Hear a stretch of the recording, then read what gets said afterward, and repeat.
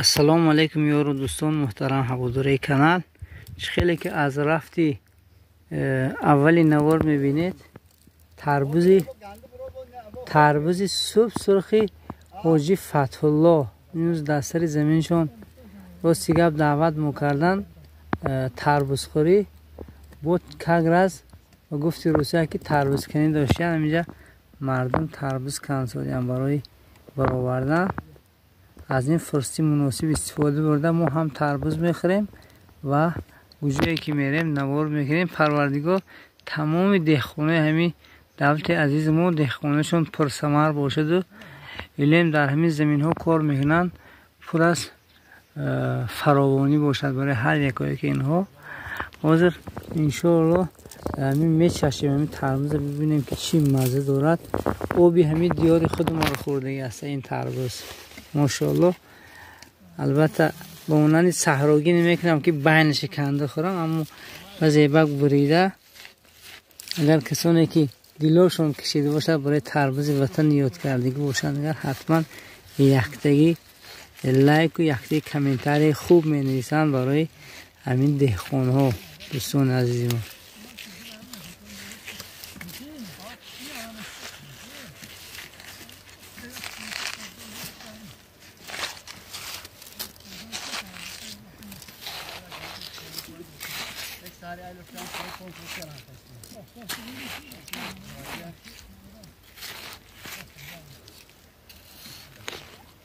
دوستان واقعا تربوز جگری خیلی به نظرم خوشمزه باشه در کار.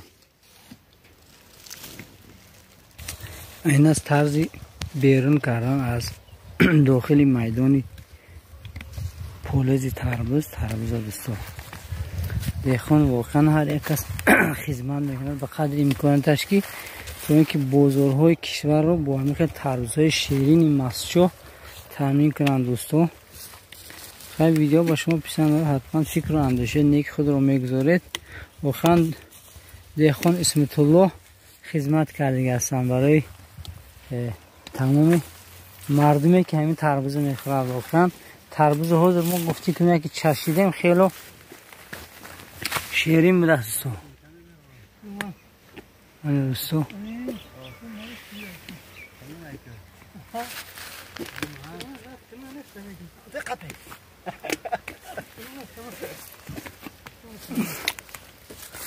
خدا خواه با اوی دهخان امسال ثمرنا گرفته حاصله انشاءالله.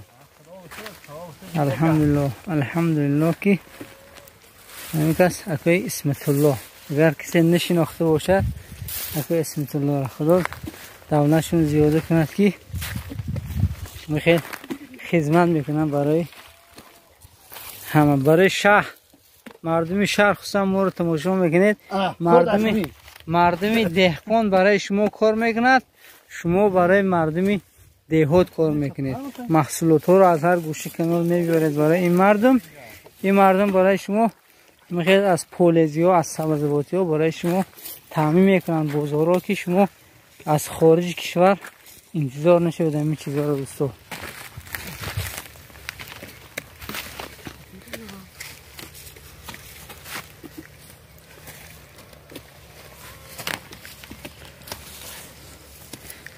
پیش از این نوار ما خربوزی عبدالغفار رو نوار کردگی بودم. خیلی مردم نسبت عبدالغفار هر گپو زده اینو وای گفته. انشالله حرکت نیاد فقط کامنتاری خوب نویسه دوستان عزیز ما در زیر نوار.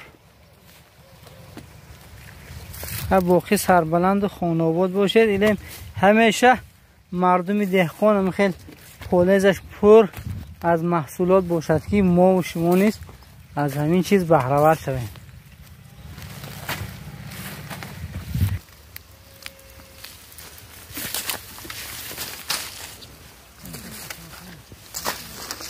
انشالله همین اصول پتکلیان که برام دیگه است خدمتش کمتر است نسبتی به کلیان که این کلم پلن چوق نمیکنن دوستو.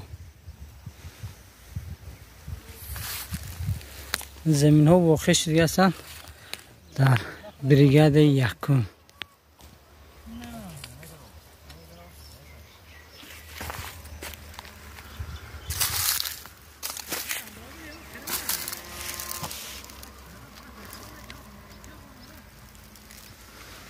اینجا هم سرحدی ازبکستان است. بعد از اون درختایی که از دور می نماید همسایه کشور ما ازبکستان است.